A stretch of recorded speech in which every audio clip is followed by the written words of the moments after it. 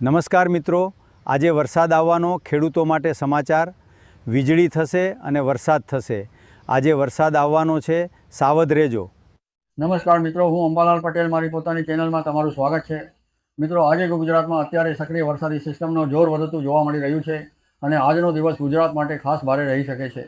System હવે ગુજરાતના મોટા ભાગના વિસ્તારોને કવર કરી ચૂકી છે, જેના કારણે મધ્ય ગુજરાત, ઉત્તર ગુજરાત અને દક્ષિણ ગુજરાતના અનેક વિસ્તારોમાં ભારેથી અતિભારે વરસાદની શક્યતા છે.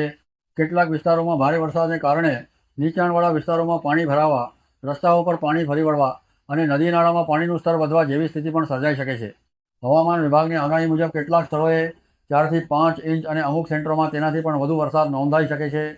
આજે વહેલી સવારથી લઈને રાત્રિ સુધી વરસાદી માહોલ સક્રિય રહેવાની શક્યતા છે અને અનેક વિસ્તારોમાં કડાકા ભડાકા સાથે ગાજવીજવાળો વરસાદ પડી શકે છે.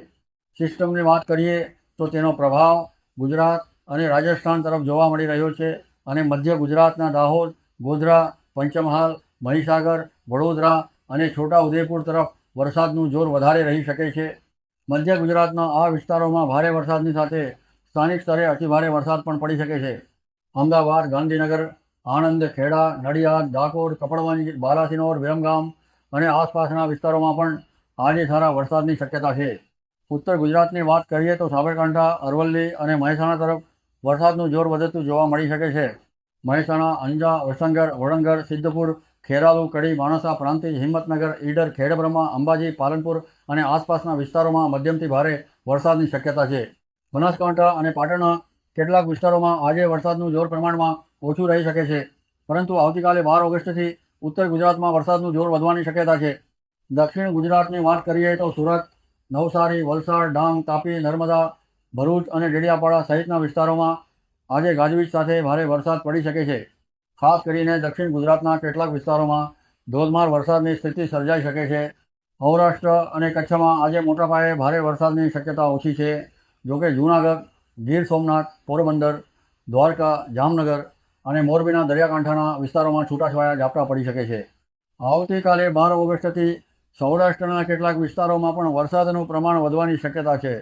ગઈકાલે 10 ઓગસ્ટે અમરેલી, લાઠી, કેશોદ અને સુરત સહિતના અનેક વિસ્તારોમાં વરસાદ નોંધાયો હતો અને આજે પણ અનેક વિસ્તારોમાં વરસાદી માહોલ યથાવત રહેવાની શક્યતા છે.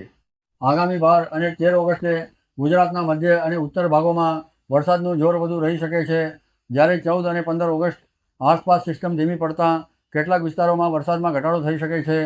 ત્યારબાદ 18 ઓગસ્ટ આસપાસ ફરી એક નવી વરસાદી સિસ્ટમની શક્યતા અંગે આગાહી સામે આવી રહી છે. જો કે તેમાં હજુ ફેરફાર થઈ શકે છે. એટલે હાલની સ્થિતિને ધ્યાનમાં રાખીને આજે અને આવતીકાલે ખાસ કરીને ભારે વરસાદની શક્યતા ધરાવતા વિસ્તારોમાં સાવચેતી રાખવી જરૂરી છે.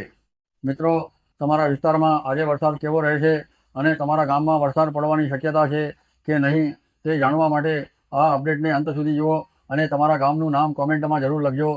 જો તમને આ હવામાનની માહિતી ઉપયોગી લાગી હોય તો વિડીયોને લાઇક કરો, તમારા મિત્રો અને પરિવાર સાથે શેર કરો અને આવી જ તાજી હવામાનની માહિતી સૌથી પહેલાં મેળવવા માટે ચેનલને સબસ્ક્રાઈબ કરવાનું ભૂલતા નહીં.